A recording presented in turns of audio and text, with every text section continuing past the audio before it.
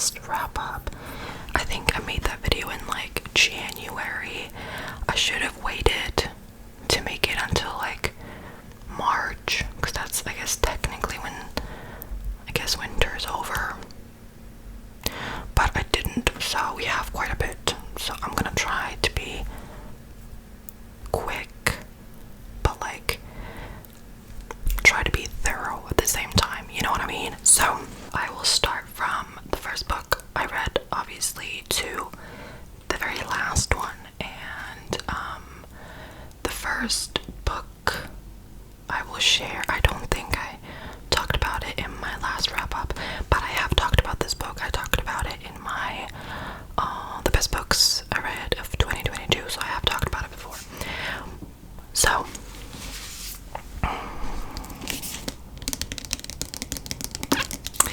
we have this gorgeous fairy loot special edition, and this is Emily Wilde's Encyclopedia of Faeries. Let me take the dust jacket off. So this follows our main character, Emily, who is, like the title says, writing an encyclopedia of fairies. Okay, I believe she is an Oxford graduate, if I remember correctly. So she travels to several parts of, she travels to different parts of Europe and studies the different kinds of fae. Okay, so when we follow her journey, she's on her way to a secluded town in Norway called, I don't remember what it was called, but I actually thought it was a real place, but it's not, because she wants to study a fae kind called the Hidden Ones. So immediately and here's me being biased, okay, because this takes place in Scandinavia and in Norway. The townspeople, like, their names are very similar to names we have here where I live. So I immediately liked that because it's Scandinavian. So yeah, and about I think like 2 weeks or so into her travels, her co-worker, I suppose you could call him Wendell, he shows up and she's not happy about it. So I believe I read this was like an enemies to lovers academic rivalry, but it's not. She's just kind of irritated by his presence, and that's all. This book also reminded me personally a little bit, it gave me the Cruel Prince vibes, certain parts of it, and they're dynamic, except the enemies to lovers part. Also, there is no romance in here. There's clearly something going on between them, in my opinion, but there's no romance. So I adored this book. It's very cozy, and I just loved it. This is one of my new favorite books. I rated it 5 stars. Did not disappoint. Here's the fan art. I will also say that, and so I saw someone say this on Goodreads, that the main character Emily, she kind of has some autistic traits, which I think is pretty obvious as well. I agree. This book was so funny. Like, there were so many times where I just giggled out loud. I did tap a bunch of stuff, but obviously you can't see it because when I put it on the shelf, I put it this way. So by tapping it, you would see it. I don't want that. But it was so funny. It was witty. I love this book. And there's gonna be a sequel. So next I read a YA, and I already find myself forgetting what it was about because I read this book back in January. I also did tab a bunch. So this follows, oh, I don't remember her name. Elizabeth. My name is Elizabeth. So this follows our main character, Elizabeth, okay? And she, if I remember correctly, okay, she wants to be a keeper, I think it was called. Basically, the the books in this universe are like sentient. I thought that was really unique. The grimoires are sentient, and they have like certain levels depending on their like how dangerous I guess they are. So Elizabeth wants to be a keeper to keep them safe, and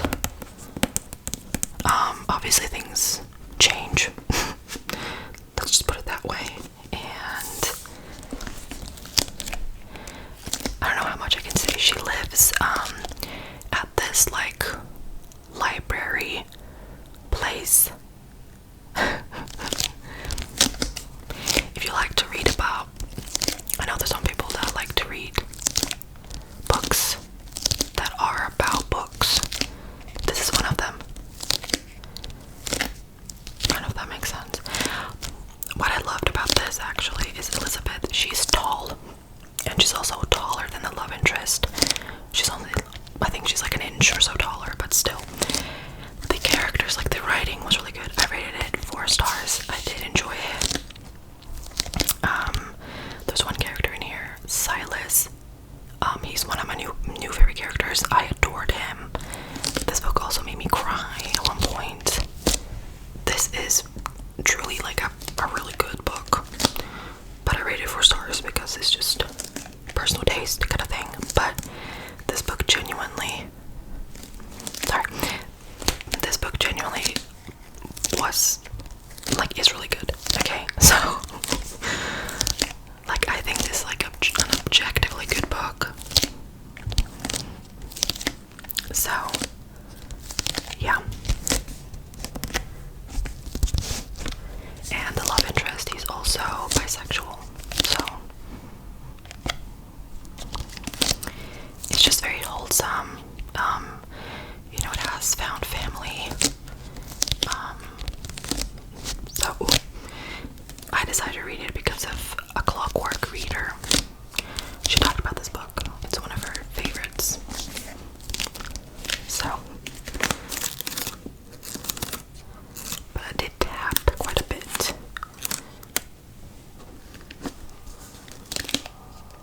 So yeah, Sorcery of Thorns. So next, I actually listened to an audiobook. I keep burping, so I'm gonna tap on this while I talk about it. This is the thing that I stick my fake nails on. I'm really hot. So yeah, I listened to an audiobook, and I listened to Juniper and Thorn. I'll put it on the screen. I've seen some people compare it to a guitar.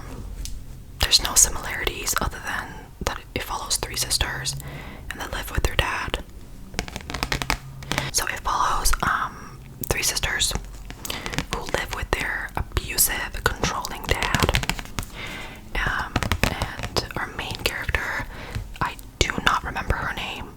I do not. You do follow the POV from one of the sisters. Okay. This book was kind of strange. I rated it 4 stars, by the way. It was kind of strange. On Goodreads, I saw that someone had commented the trigger warnings, which, yeah, read the trigger warnings, but personally, I didn't think that it was that bad. But, you know, everyone's different, I guess, when it comes to that. So, the sisters are all witches, and their dad is a wizard, and, their dad kind of pimps them out, honestly. They're not allowed to, they're not allowed to, like, date, and they're not allowed to, do anything with men unless the dad gets something out of it. Each of them has their own, like, specialty that they do. I don't remember what all of it was, but yeah, this book was just kind of weird. Honestly, it was weird. It was kind of, but it wasn't bad. It wasn't a bad book. There's also like a plot twist that happens, and because I'm so smart, so smart, I guessed it right away, so it wasn't plot twisty to me.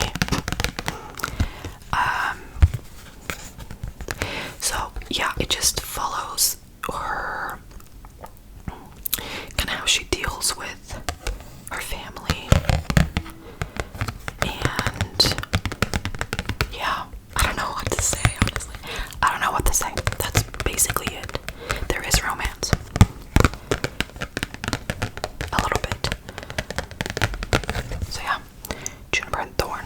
Next, I read a little novella. So this is The Gentleman's Guide to Getting Lucky. If you know, I love The Gentleman's Guide to Vice and Virtue.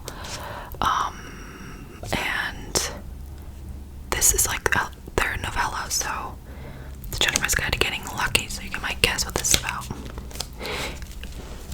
I was a little disappointed that you didn't actually see them get down. That's the only thing I have to criticize. Honestly, I rated it 3 stars. It was fine. It was cute. I love her writing. Not that I expected it to be like really smutty or spicy, but I expected at least like a fade to black scene, and you don't get that. But it was cute, you know. I don't regret reading it.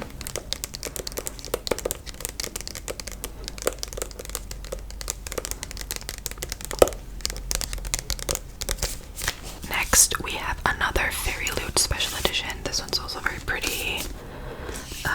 We have The Last Tale of the Flower Bride. So, this one, if you liked Juniper and Thorn, this one kind of gave me similar vibes.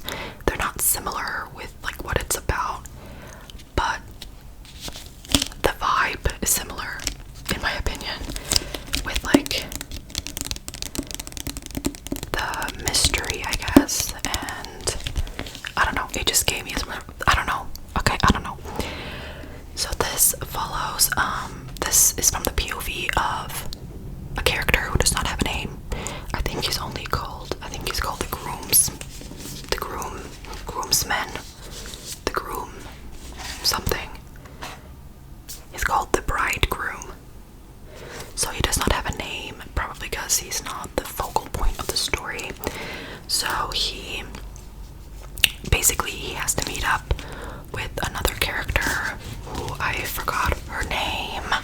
Indigo. Okay, he has to meet up with a character named Indigo. I believe she had a artifact that she wanted to show him, which again, I forgot what that is, but she had some sort of artifact that, I think it was a grimoire, that she wanted to show him. So he like meets up with her, whatever, and then they fall in love, and it's very like fast paced from there. Like they fall in love, they get married, whatever. But as we're kind of, you know, going through the story, the bridegroom, he starts like finding little things from her past. So I think one was like I think he finds like a keychain or something. I don't remember what it was, but he starts finding things from her past, and he's not allowed to question her past, and she doesn't want to open up about her past. But there is like a past to present POV. So as you read the story, you will unravel what is going on. Okay. And so yeah, this is definitely a mystery. Once again, there's a plot twist, which people say it's a spoiler to say that, but I mean, when people say that, I still can't guess what it is. You know what I mean? Anyway, there's a plot twist, and again, because I'm so smart, I guessed it right away, so it wasn't shocking to me. But this book was good. I rated it 4 stars. So far, I'm not disappointed by Fairy Loot's monthly books that I've received. It was good.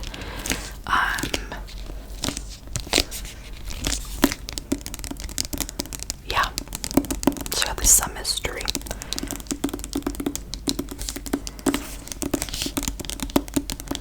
And the writing was really good as well. It was very creative, and the way that she wrote the characters.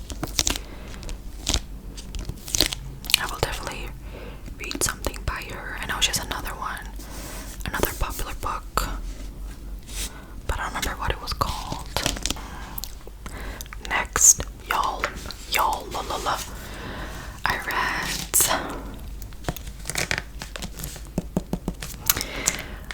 House of Sky and Breath. This book I did not read physically. I listened to it on Audible. I did read when I had like a few chapters left. I read it physically. This book almost took me a year to finish.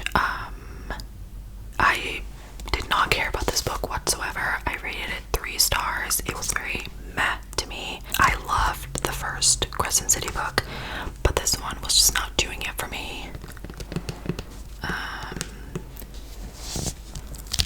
Which, if you don't know what this series is about, it follows our main character Bryce, who is half fae, half human, okay? And it takes place in the modern times. And she had recently lost someone close to her. They had been unalived. So she goes on like a hunt with another character named Hunt to figure out what happened, basically. And I adored the first book. It's also one of my favorites. I rated 5 stars, made me cry, all that.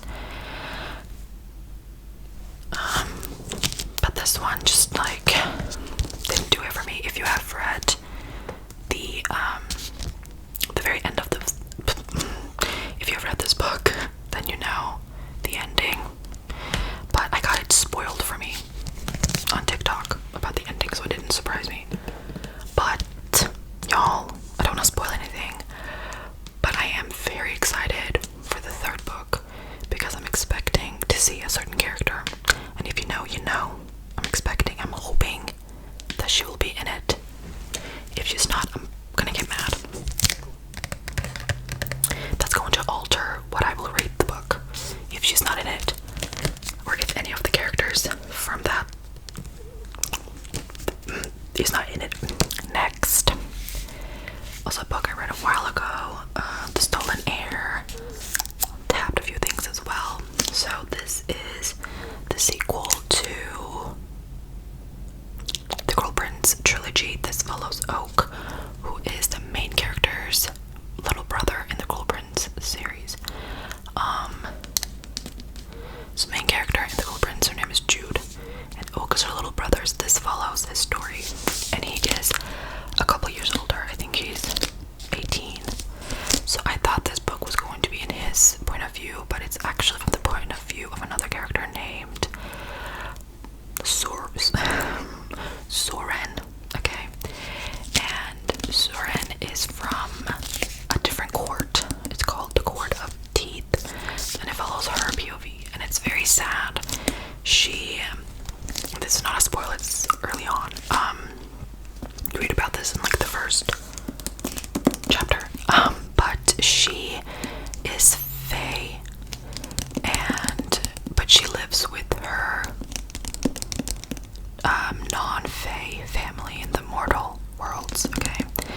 And then her parents, her real parents, biological parents from the Court of Teeth, they show up and they snatch her up and bring her back to the fae, to Elfheim, okay? So the fae world called Elfheim. But she ends up like running away, and basically is just like watching her family. It's all very sad. It's all very sad. And then Oak shows up, and I don't remember the plot. I'm awful at this. But he shows up and they go on like a little adventure together. Okay. Don't wanna spoil everything. Let me say that Oak definitely gets his Riz from Garden. Also, I will say really quickly that Jude and Garden are not in this book. They're just mentioned. But I believe they will be in the 2nd book. I know they'll be in the 2nd book. This book was good. It was nice to be back in the Elfheim universe. I rated it 4 stars on Goodreads, but it was more like 3.5 because it was kind of, I don't know, I'm not gonna say boring, but it's definitely not, like if I'm comparing it to the Cruel Prince trilogy, it's not as good, but I still enjoyed it, and I'm very excited for the sequel.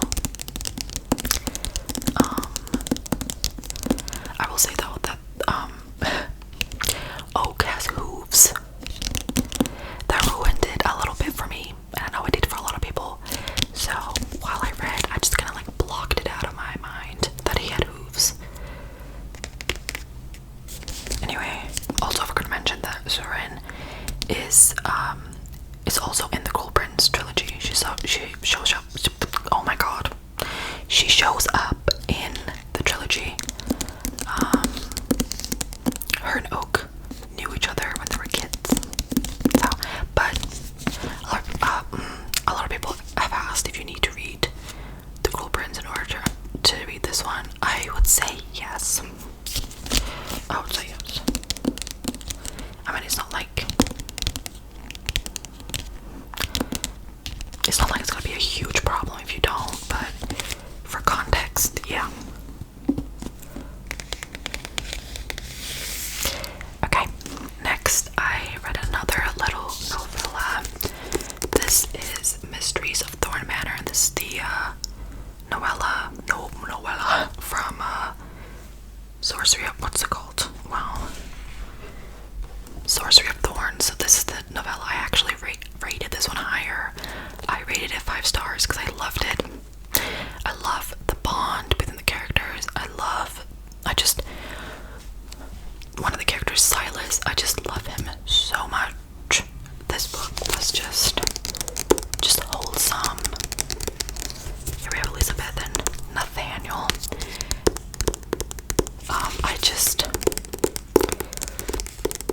I really liked this book. It's very short. It's just a wholesome book.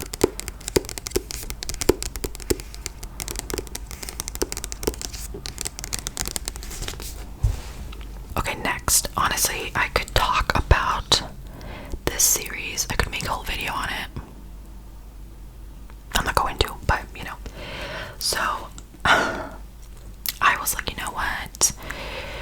Maybe I should get back into contemporary romance. I've said before I don't like it, but I think the big problem is I just don't like the book talk contemporary romance. Okay, it's just not for me. I also have just realized that I don't really care for books that take place in the modern times. But everyone and their mom talked about this book series. I was like, let me read them, and I bought all 4 of them. I bought all 4. I have read 3 of them. I have not read the last book yet. I don't know when I am going to, but I read the Twisted series. So we have the first book, Twisted Love. Second book, Twisted Games, and Twisted Hate. Now, the main reason as well why I wanted to read it is because the second book has the bodyguard trope, and I've always loved the idea of the bodyguard trope, so that's why I decided to read it.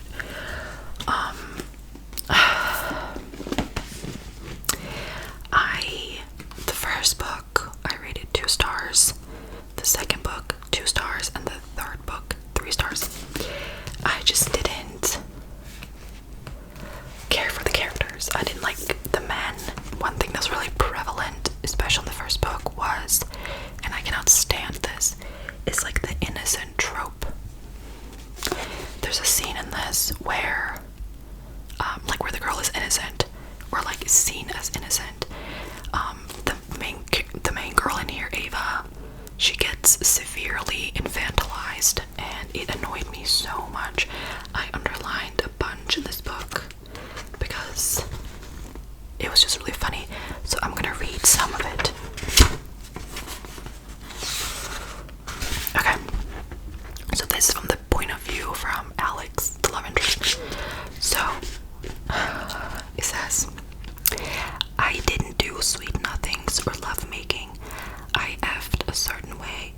a specific type of woman was into that shit. No, not hardcore BDSM, but not soft. No kissing, no face-to-face contact. Women agreed, then tried to change it up halfway through, after which I'd stop and show them the door. I have no tolerance for people who can't keep to a simple agreement.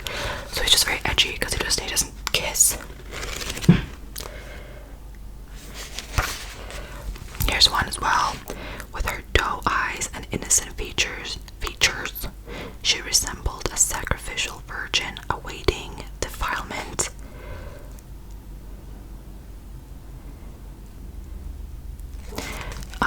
She stared at me with nothing but trust in those big brown eyes. This sounds like a child. I circled her, a predator toying with its prey, so close I could smell. Okay, I'm not gonna say that one. I just didn't like it. I just didn't like some of the lines in here were like so cringy, it made me laugh. So basically the trope in this one is brother's best friend. The second book is bodyguard trope, as was said. The third book is also, it's opposite. It's sisters, no, best friend's brother. This one is brother's best friend. There's just like so many lines in here like that.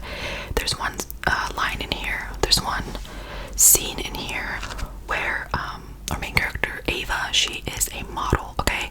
So she is taking like boudoir photos with another guy, and Alex finds out about it, and he shows up to her work and sees her in her little skimpy outfit and basically tells her to delete the photos.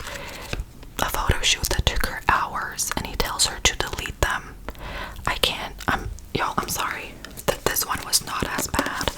It had some lines as well that I didn't love, but it wasn't as bad as the first book. Oh, here's one. Clean versus bloodstained, innocence versus darkness. Okay, girl. Her name is Bridget. Bridget was too young, too innocent, and too off limits, and I damn well better not forget that. This is a little weird to me. It's just a little strange to me. So yeah, with that said, did I have a good time reading them? Yes, I did. But they were like, it's in a way where it's like, it's bad good, you know? Then we have Twisted Hate. This one does not have the same shebang like the other ones. This follows Jules. By the way, I forgot to mention, oh my gosh, it follows a friend group of 4 girls, and so it follows like each of their love lives, okay? We have Jules. What I liked about this one is that Jules is not innocent. She actually likes to F around and wear skimpy outfits and stuff. This one I liked best. They're smutty, by the way. I'm gonna mention that. This one I would say is the smuttiest, and they were written. I can tell the author is like improving her writing. But I like the smut in this one the best. This one was fine. 3 stars. So next, I read The Lady's Guide to Petticoats and Piracy. This is the sequel to The Gentleman's Guide to Vice Virtue. It's called the Montague. What's it called? Hang on. I think it's called the Montague series. There are 3 books in total. So the first one follows Monty. I'm not gonna talk about what it's about because I've done that. I've talked about it a bunch. So this follows his sister Felicity. Okay, so it takes place in I believe this is in the 1900s, or is it the 1800s? I don't remember. But basically, Felicity, she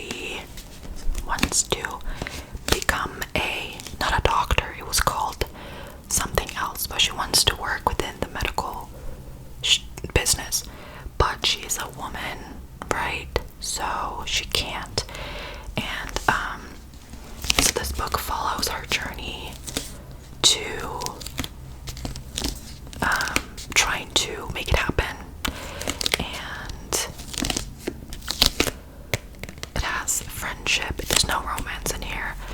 All of the Montague siblings are, like, Monty is gay. No, he's not. He's bisexual. Felicity is aromantic, asexual. And I believe the third book, their brother, I believe he is gay. So there's no romance. So it's, you know, it has friendship, it has adventure, and what it's like to be a woman in the 1800s or 1900s. I don't remember which one it was.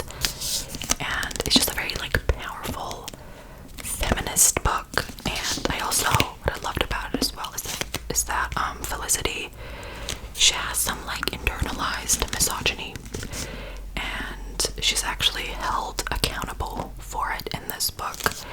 And I really loved that, you know, that you can be feminine and you can't be, like, you can love dresses and makeup and still be smart. There's one scene in here in particular that I found to be very powerful. Basically, she's talking to the board, the medical board, and it's obviously just men. And I wanted to read, like, a line from that. So one of the guys says, "Why do you think you have previously been denied a chance to petition a hospital board on this matter?" And she says, "Because I'm a woman." One of them says, "Reading in excess causes the female brain to shrink." And she says, "Oh, for God's sake." Oh, this one was the funniest one. So he says some stuff, and then he says, "Not to mention the nakedness of the male form, which would be inappropriate for you to see outside the bonds of marriage." And then he at one point had said that, you know, that it's, like, too much for a woman to be a doctor, like, just, you know, it's too, you know, gory, I guess. And so she says, "I can assure you, sir, I would not become hysterical." And he says, "You seem hysterical now." And she says, "I'm not, I'm speaking passionately."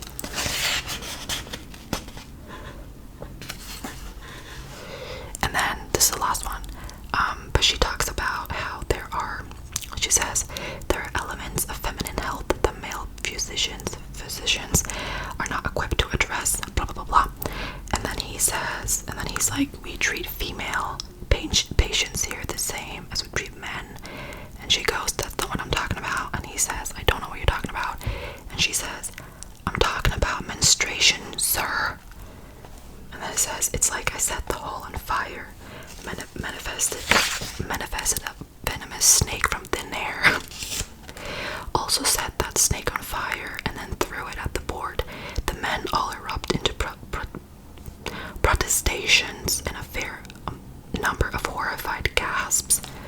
So that scene was just so powerful to me, because it's just like the impediment of being a woman. This book was really good. I really liked this book. I don't remember what I rated it. I think I rated it 4 stars. You do not have to read the first book to read this one, but I recommend you do because it's amazing. Okay, so now I have 3 books left. Let me be quick. This video is already quite long. The next book I read is also one I read on Goodreads, but I ended up buying the entire series, and so the first book was included. Brandon Sanderson, the Mistborn series.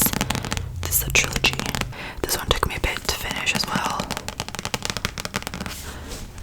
This book was very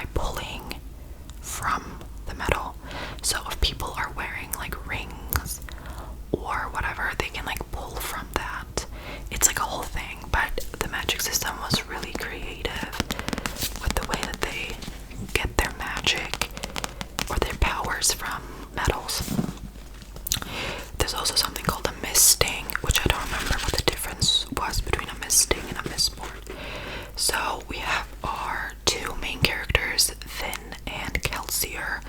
Both of them are mistborns. Kelsier, he is, I believe he's in his late 20s or early 30s, and Finn is 16, eventually 17. And at first I was kind of like scared because I was like, okay, this is written by a man and Finn is young, so I was scared it was gonna be like creepy.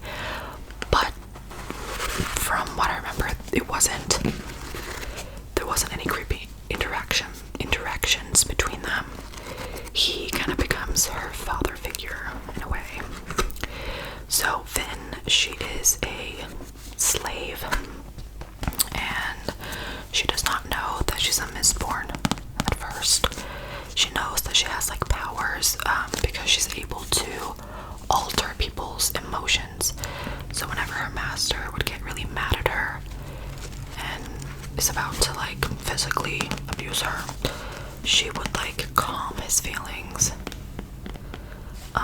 So whenever he would do like business deals, she would be in the room because she was able to, if the other person is like suspicious, she was able to make it so he wasn't. So eventually Kelsier finds Vin, and eventually he takes her in and teaches her about the mistborn shebang. And yeah, there's a lot of political intrigue, especially at first when I listened to it on Audible. There's a point where they talk about politic stuff.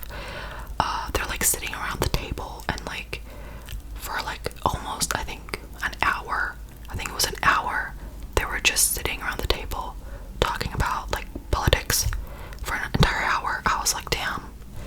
So the beginning is quite slow. It does get better in my opinion. I forget what I rated it. I think I rated it 4 stars or 3. I think it's I would say it's 3.5. There is a little bit of like romance subplot. It's getting dark. Yeah, there is a little bit of romance between Vin and another character. Next we have Legendborn. This one took me a while to finish. I also got rid of like a sticker that's on here because I bought it used and I thought that the person had put the sticker on themselves, so I took it off because I felt like it. But no, it's on all of them. So Legendborn follows our main character Bree, who had recently lost her mom in a car accident. And Bree, along with her best friend Alice, they're 16, so YA. They are in college because they're just, I guess, really smart, so they go to college early. And while she's there, she discovers, like, she has always been suspicious of her mother's death, and so she ends up discovering like a secret society, I guess that's what you can call it.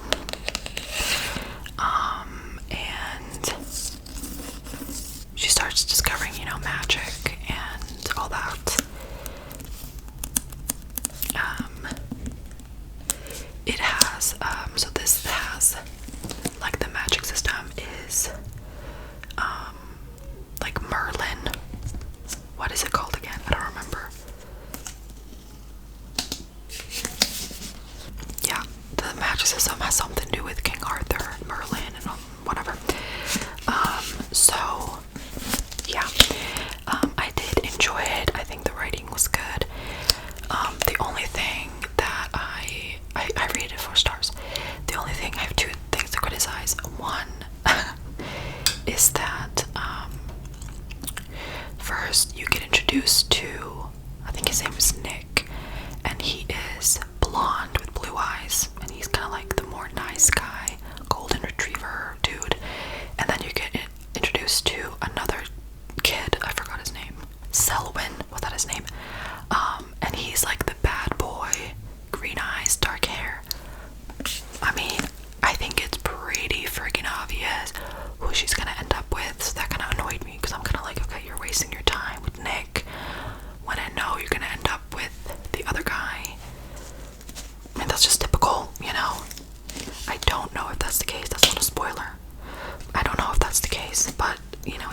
obviously I was like, it's pretty obvious.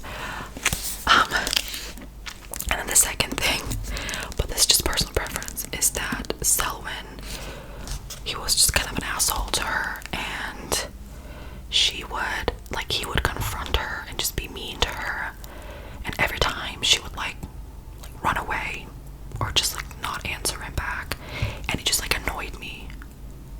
It annoyed me that she wasn't confrontational. Like, girl, please, why are you running away from him?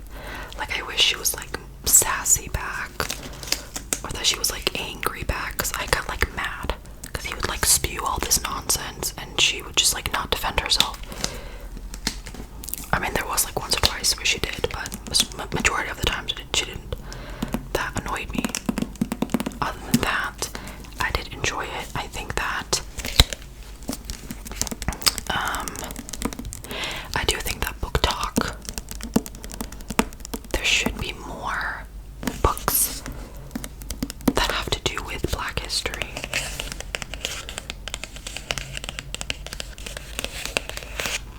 So I would recommend it. This is why I think I said that.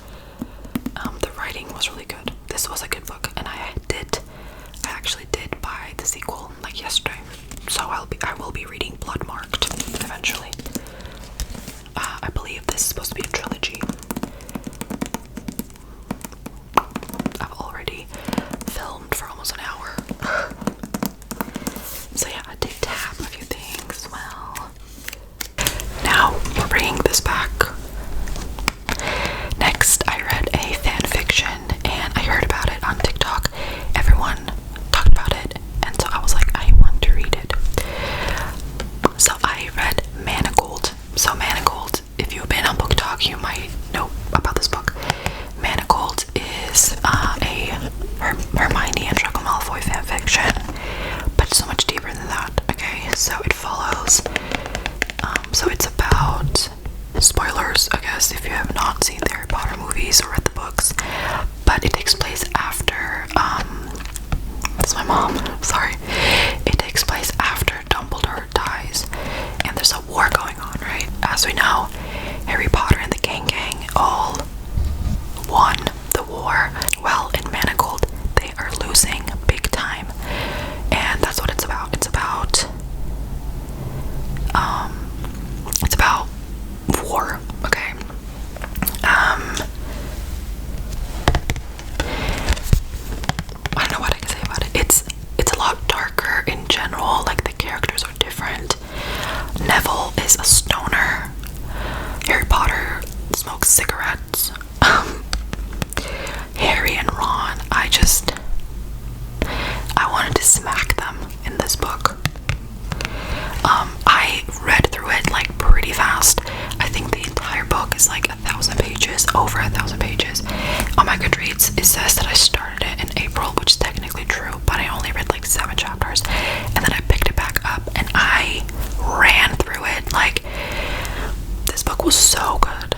I rated it 5 stars, and it's a lot of people's favorite books. It was just favorite book. It was just really good. You have to be in a good place mentally, I think, to read it. It has very dark content in it. Personally, I was able to, like, I had no problem reading it, but it does have SA. But the thing is, all of the characters are like just depressed and hopeless throughout the book. So for like 800 pages, 700 pages, it's just constant sadness, honestly, and torture. But Draco Malfoy and Hermione's relationship was just it was just everything. This book was everything, and it was so sad. But I will say that it does end good. It does, like, have a good ending. So that was all of the books. So yeah, I think that's basically it. So that's all the books I read in the spring. I've been quite slow recently, actually, with my reading. But yeah, So yeah, thank you all so much for watching, and I will see you guys